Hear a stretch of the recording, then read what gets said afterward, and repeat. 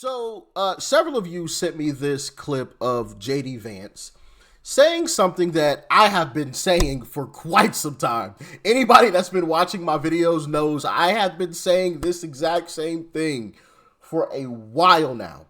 For a while, ever since I first saw this negative nonsense being pushed, I've been saying this exact same thing, and I want to talk about it a little bit more because I think it's very, very important that we don't let this type of nonsense permeate throughout our new Republican Party. I think it's very, very important. So before we hop into it, make sure you guys smack that like button. I would really appreciate it. If you aren't subscribed already, hit that subscribe button and go and subscribe to my second channel. The link is down below in the description box. All right. Now, let's hop on into this clip from JD Vance and what he recently had to say. Check it out. The piece of advice I'd give to you, and I give it to American students, American conservatives in particular, is resist the temptation to think that victory is immediate or that we're going to win back our civilization through instant gratification.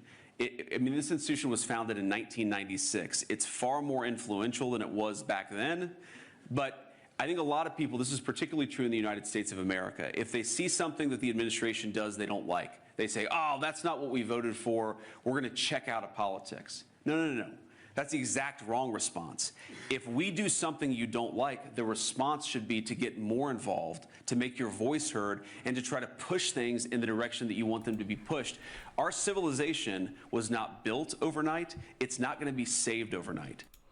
I agree with that 100%. And anybody that's been watching my videos knows I've been saying that exact same thing. As a matter of fact, I'm pretty sure I said it in one of yesterday's videos where I talked about I've literally seen, prominent Republicans, people who have large followings saying, you know what, we should just sit out, or you know what, we shouldn't give any more money to any Republican campaigns because John Thune is being a RINO. And it's like, no, we should be even more involved. We should go even harder. Because at the end of the day, do you think John Thune really gives a crap about being the Senate Majority Leader? No, he doesn't care. Now, he does care about making sure that he goes back to D.C. He does care to stay in the Senate. But as far as being the Senate Majority Leader, he doesn't give a crap about that. Doesn't give a crap. Honestly, I don't even think he cares about being any type of leader, the minority leader, the majority leader, as long as he's in the Senate. So why would we give up and give him what he wants? Because clearly he's a part of the Uni-Party. So if Democrats win, he wins. If the Republicans win, he wins, right? So us giving up just hands him the keys, right? Oh, thank you guys. Made it easy for me.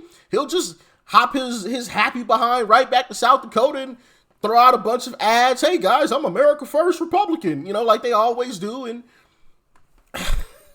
I've just never understood that line of thinking of just, I'm just going to throw up my hands. Like, are there days where I'm frustrated? Absolutely. I see BS on a daily basis where I'm like, come on, bro. Really? I see it all the time. And there are days where I'm like, man, this is just getting ridiculous. So annoying. You know what I mean? But also, I understand that giving up, if you give up, then you're really not going to see the results that you want, right? So instead of doing that, go harder, push harder. Somebody like Scott Pressler, right? I see him doing that all the time. Oh, you don't want to do what we want? Okay, well, I'm visiting your state and I'm going to make sure that I start registering Republican voters. And I'm going to let them know how terrible you genuinely are. Shout out to Scott Pressler, by the way.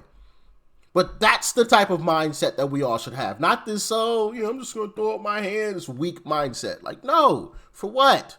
You're giving them what they want. What they don't want is us mobilizing and coming together and standing up and Liz Cheneying every single RINO Republican. That's what we should be doing. And if you guys aren't familiar with what happened to Liz Cheney, she got voted out in embarrassingly the numbers were embarrassing for Liz Cheney when she got voted out. Absolutely embarrassing. And so that's what we should be doing to these RINOs. That's what we should be what we should be doing. And honestly, listen, we are well on our way to getting these RINOs out of the party. John Cornyn in Texas, right? I've seen some recent polls. Ken Paxton is really taking the lead on John Cornyn, right? He should have won in the original race, but Wesley Hunt had to hop in, which I've got some questions about Wesley Hunt and why he hopped in the race late when we already had an America First Republican beating out a RINO. Why did you hop in the race late? I feel like Wesley Hunt is a RINO too, just in disguise. But we're going to save that conversation for another day, right? Where was I at? We got Tom Tillis, North Carolina. He's retiring, okay? I believe we replaced him with Michael Watley, if I remember correctly. Not the greatest pick, if I'm just being completely honest, but hey, there's another RINO gone, okay? Mitch McConnell, he's retiring. Kentucky, we've got some great folks that can replace him. So there's another RINO gone. Susan Collins is up for re-election, but I don't think we'll be able to do anything about that because of the state of Maine, right? It's hard to get a Republican to win in Maine as it is, so we might be stuck with her. But Lisa Murkowski is up for re-election in 28. John Thune is up for re-election in 28, right? Amongst others, Lindsey Graham is up for re-election this year. So there's another RINO that we have so much opportunity right in front of us. I don't understand what is all the doom and gloom about when we're right here. We're right there. It's going to take a couple more elections for us to rid the party of RINOs, and we're good. Like, what are we talking about? We got a chance to get rid of like 4 of them right now in this election. You know what I mean? So, like, I've just never understood that line of thinking, and I think it's dangerous. I really do. I think it's really dangerous. We've come way too darn far to just throw our hands up now, And like I said yesterday, the fact that you have the Democrat Party, you have mainstream media, and then you have people in our own darn party that are trying to tear this America First party apart should tell you everything you need to know about the party that you support and you represent, right? We're on the right side, because if we were just another cog in the wheel of the establishment, they wouldn't be trying to destroy us, even from the inside. I mean, I literally just talked about the Tucker Carlsons and the Candace Owens and the Alex Jones, for goodness sake, right? You don't think all of these people got a phone call and got a massive check? Hey, listen, we're having a hard time getting rid of this guy Trump, man. We're going to need your help. What's the price? You don't think they got that phone call? Now, do I know this with 100% certainty? No, this is just my assumption.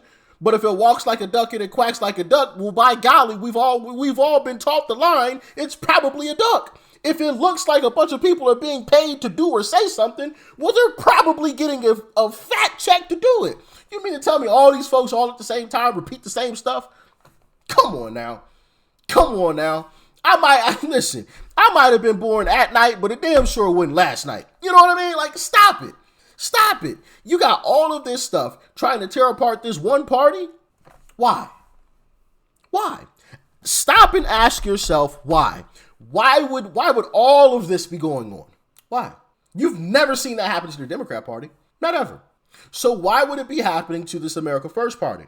Because we aren't a part of them. And they see that, hey, listen, we tried to smear a campaign with Trump. It didn't work. We tried to tell Trump, hey, listen, go sit down somewhere or we're gonna lock you up. It didn't work.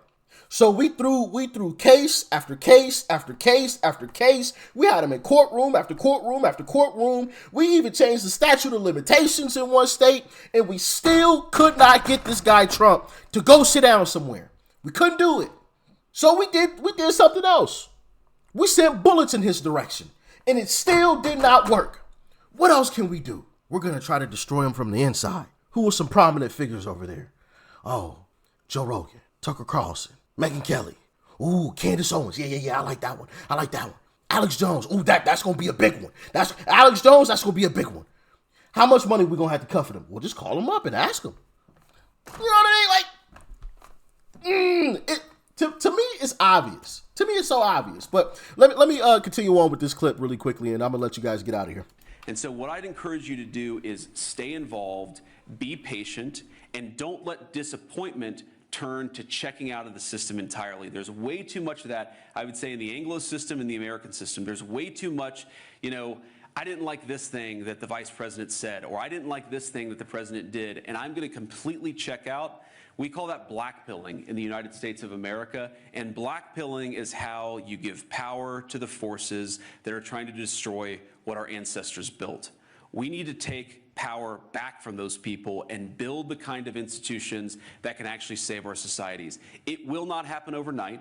It will not happen in the term of one prime minister or one president, but it will happen so long as we keep our faith in God and we work hard to achieve it. That's what we have to do. I agree with that 100%. 100%. No lies told. And I love the fact that he came out and said that, right? Because like I said, I have seen prominent figures on our side of the aisle basically telling people to just throw up their hands. It's like that makes absolutely no sense whatsoever. None. So we just hand it to Democrats because you didn't like what a couple of Republicans did?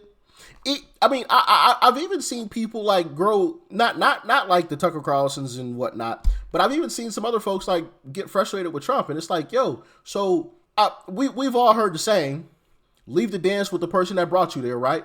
Or dance with the person that brought you there, right? So all of a sudden you think Trump is this massive traitor all of a sudden? He's the one that got us here.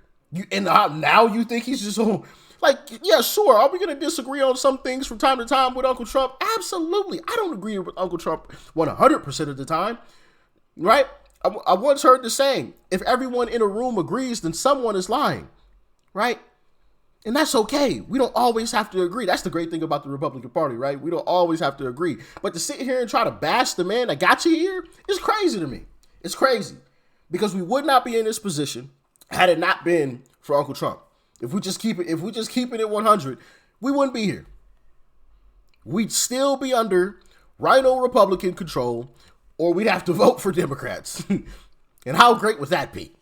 Vote for Republicans that agree with Democrats, or just vote with Democrats. You know what I mean? How great would that be? So at the end of the day, don't give up. Keep fighting. We are well on our way of ridding our party of RINOs, and I can't wait until the day comes and I can look back and say, hey, I told y'all. We weren't far away. Now look at this party. Not a single RINO in sight. Well, so-and-so was a RINO, but she bought a toilet and a ruler and got her, straight. She saw all of these other RINOs get voted out, and so, she knew what time it was. I can't wait. And we aren't far off. Couple elections. We got the midterms. We got 28. And then maybe a midterm after that, and we're good. We're good. All right? So y'all let me know your thoughts, your opinions about all of this. If you agree, if you disagree, why or why not? All right? Stay safe out there. Peace and love. I'm out.